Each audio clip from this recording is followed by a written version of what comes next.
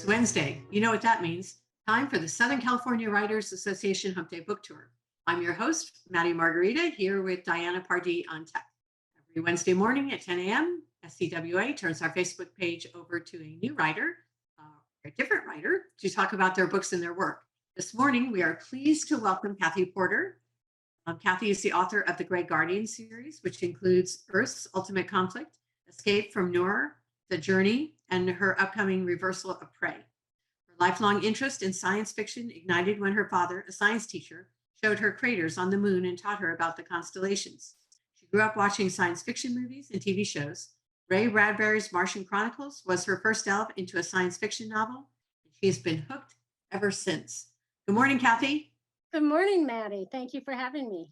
Well, we're excited to hear more about your latest and the world that you've created in the Grey Guardian series. So where do you think you want to start? Do you want to talk about the series, or you want to go book by book, or? I guess I'll tell you a progression, starting with the first book, and we'll go to the most recent book, which is The Journey. Okay. So, and that'll give you a better insight. The first book in my series, Earth's Ultimate Conflict, started out in the near future where a worldwide pandemic, increased seismic activity, and global warming are all linked to aliens and alien abduction. Does that sound familiar? A little too familiar. Yeah. Right?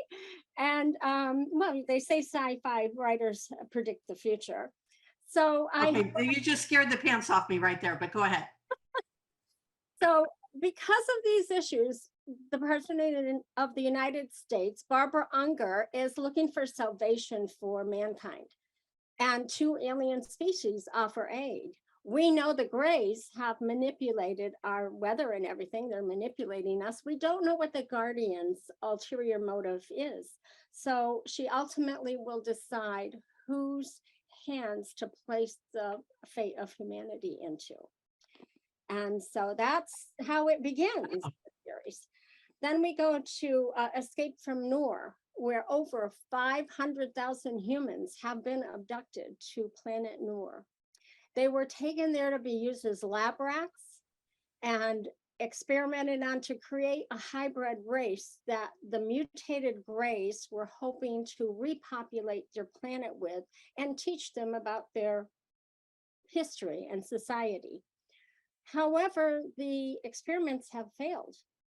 Humans are no longer needed. They have been abandoned, and they are awaiting their fate with no way to return home.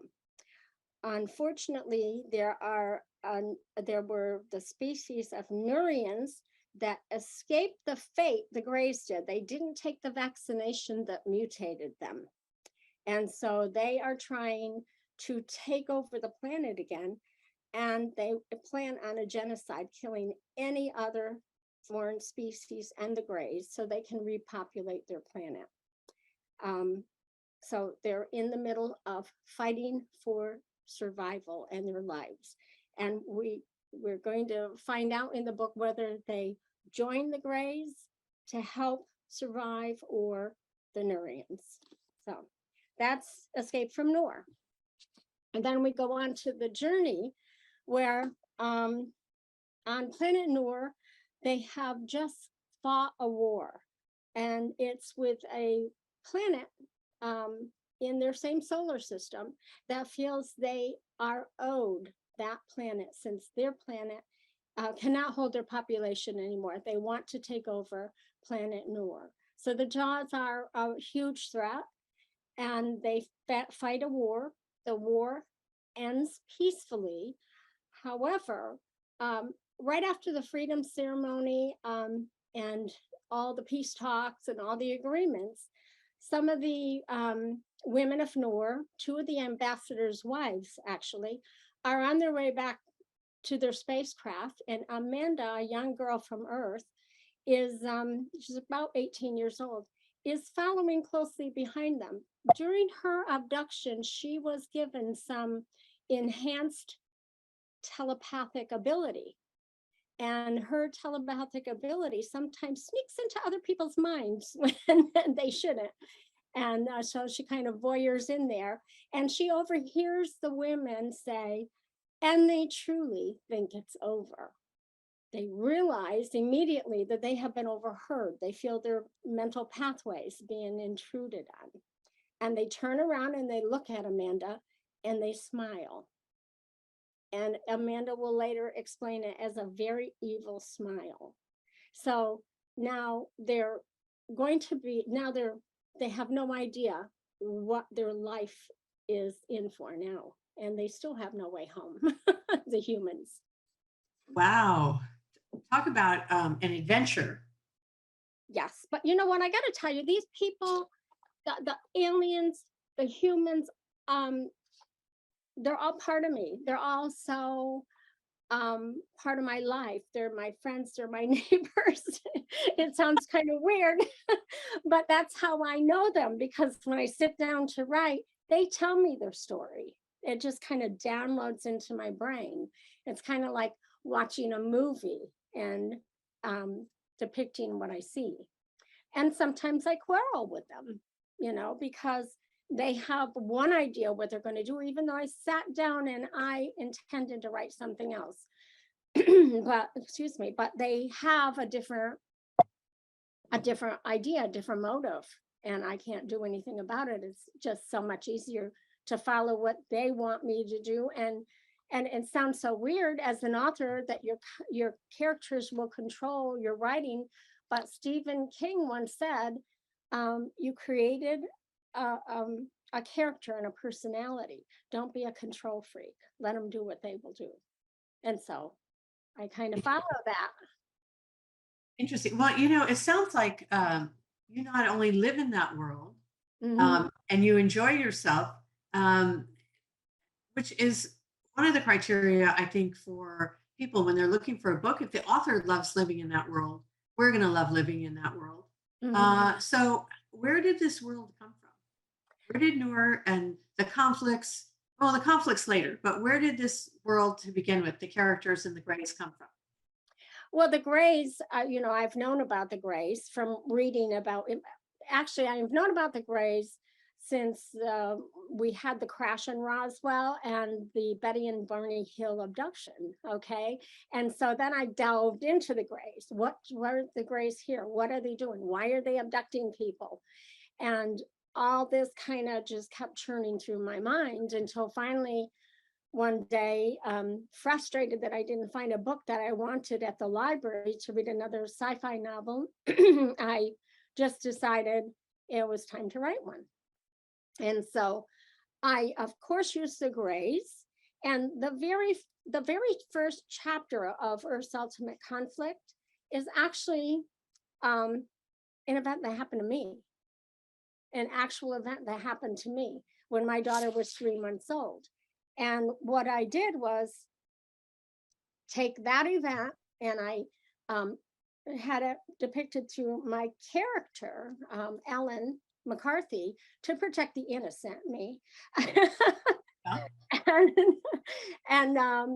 And it went on from there. My mind just took off from there. What the Greys were here for, why they were here, what the hierarchy of people there, who the elders were. It just kind of just started coming. It just I always had a very good imagination, but when I began writing this series, it kind of exploded. And when I got to Escape from Nuur, I felt that I wanted something more like more than just the Greys. They can't be the only creatures out there. And of course, knowing Craig Kamabosa, he wrote a great book on all the different alien species out there. And I thought I could create my own species. So I then created the people from Planet Goy and the people from Shea Galam and people from Nuur and other planets. It just kind of, and as I got to those planets, everything about the planet came to me. Like on Planet Welcome, most of the people didn't live on the surface. They lived in a huge ring of cities around the center of the planet. The people that lived on the surface had beautiful vineyards and resorts and lots of forests, and they kept it pristine to enjoy. And living on the ring cities was absolutely plush and luxurious. So it didn't matter where you lived there, you would be happy to be there. Interesting. All right, Kathy, I have to ask. So you have obviously done a lot of research to do this, and I know that extraterrestrials and aliens are play a big part of not only your writing life, but Mhm. you also do research. So tell us, do you believe in aliens? I do. I absolutely do. And I well, I talk about it in an upcoming documentary that I'm going to be in. Oh, really? Tell us a little bit about that documentary. The documentary, I believe, is coming out this summer, and it'll be worldwide. It's with an author named Craig Camabosa, and Craig Camaboso, let me pronounce that correctly. And he is an author, and he's occasionally been on Ancient Aliens, which everybody knows what that show is. And I met him through a mutual friend, and we became very close, and he understood what I was writing, and he was interested in my experiences, which until Craig got me to talk about it, I never discussed it. I depicted it a lot, excuse me, in my books, but I never spoke of it as if it happened to me. And through him, I started talking more about it and admitting what had happened to me in the past. So I had, like I said, the experience in the first chapter where I was in my bedroom, and there was an orb, and I couldn't move to do anything. I saw an orb 3 feet away from my daughter's crib, and I tried to wake my husband up, but I got a warning not to do so. And I did what no mother would ever do. I said to myself, I heard my daughter sigh in her sleep, and I said to myself, it'll be gone in the morning. And I rolled over and went back to sleep. No mother would do that. It was like I was in a controlled situation. And so Oh, I depicted that in the book, and I tell about it in the documentary. And I speak about the Greys, what I know about the Greys, and other things that had happened over the years, including one with my brother, which, funnily enough, he can't even remember, even though he was part of it for 5 hours. So oh, you have what they call a screen memory. The Greys, if they abduct you or have contact with you in any way, they are able to do kind of similar to what you see in Men in Black, where they click a light in your face and suddenly you don't remember what happened. But they literally give you a screen memory. So you remember something totally different than what happened. so I'm interested. So you've had these experiences. Do Mm-hmm. you think that initial experience made you more sensitive to like future experiences? Do you think people, what we call like normal people who don't talk about it, who don't remember, who go on not knowing about aliens, do you think that they've had similar experiences, but they either don't know what they are, or like you said, they can't remember what they are, or do you think just certain people? I Well, think it's I so think interesting.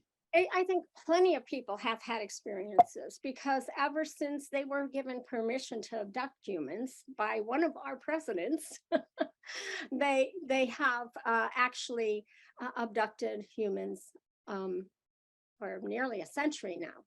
So they have promised always to return them, but not all people were returned. And some people have breakthrough memories and remember things that happen, or what they think is a dream actually happened to them. And somewhere they become aware of it. Others never become aware of it. But I think let me put it this way, there's more people that have not had contact with Right. than they have had contact with aliens. But the one they have it has substantially changed their lives in some way.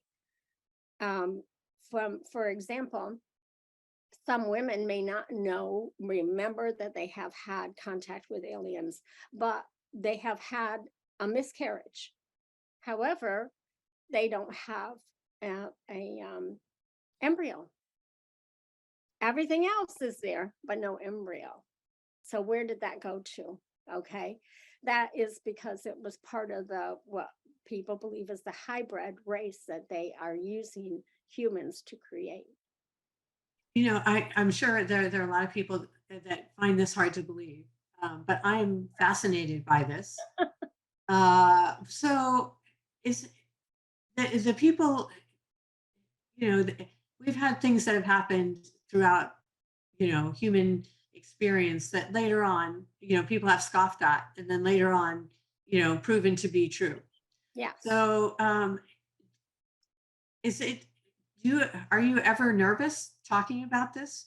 Oh, well, why for many, many years I didn't admit. I mean, not because of the people around you and their reaction, which I think could be predictable in some cases. Right. But if you are right, and there are forces out there and whatever, it would seem to me that people who believe and are aware of would be more vulnerable to things than other people, because Right. they want word to get out, right? Right. True. So when you go to a convention like Alien Con, I mean, they're not like My Favorite Martian, which was one of my favorite shows growing up. Oh, like that. So, I mean, this is part of your life, right? Yes, it's all part of my life. I mean, I'm part of MUFON, which is Mutual UFO Network. I have friends that also believe in and have had experiences. And if you look into our the U.S. Protocol, we have a protocol of what to do when contact with aliens occurs. However, that has recently been taken down, especially since the Navy came out with all their submergible UFOs that they have gotten pictures of. So, and chased some of them, so it's there. You have Jimmy Carter claimed to have seen an alien. Then you have Ronald Reagan, who was in a plane. It was in a fighter jet when they saw a UFO, and he asked them to chase it, and they did, but they lost it, of course. So they know it exists. We know they exist. To what extent they're interacting with us, we don't know. We really don't know. But I think it's something we need to have much stronger investigations into. So, from what you know, is the chance that their interaction is benign greater or lesser Well, than you would hope? if you go by my beliefs, okay, which I have written about in Earth's Ultimate Conflict, we have a species of greys that are not kindly, but you also have the planet Welcome, who the Guardians come from, and they keep track of what they do and try to make sure they don't harm humans. They're part of a galactic union. And I believe there's something like a galactic union out there that does control when there is contact with another species and tries to make sure that the evil ones aren't doing harm. Because there's evil in space, there's evil on Earth, Right. Always. Yeah, exactly. Mm-hmm. So, this is not, I would not call it mainstream, although this talk about UFOs is becoming more mainstream. So when you all get together, talk a little bit about Alien Con and what that's like and where it is and what you're doing this upcoming weekend. Okay, Alien Con is going to be held at the Pasadena Convention Center. It has which is a pretty big convention center. And it has people from Ancient Aliens and from the History Channel. So all those wonderful people that you see on the Ancient TV show, the majority of them are there, and other people that are investigators. And I can't think of his name right now, who wrote Chariots of the Gods all those years ago about aliens and how they had interfered and come into our planet. And it's just a convention of people who believe in aliens. They talk about what they're doing here, why they're here, what we expect in the future from them. And I am in an area that's called Artist Alley. So I'm in one area where I'll be selling my books, and I've sold at Alien Con before, and I sell an enormous amount of books there. And I think that is a place that anyone that wants to know about aliens or get more, that already knows about them but wants more information on them, this is the place to be. And you have the ultimate gathering of minds there from the History Channel, Ancient Aliens. And this has been put on by them for about 6 years now. And this will be like my 5th one. Of course, we missed the year of COVID. Oh, okay. So we have way run over our normal 15 minutes because I'm thrilled and I'm so interested in this. But so one question, where can people find your books, Kathy?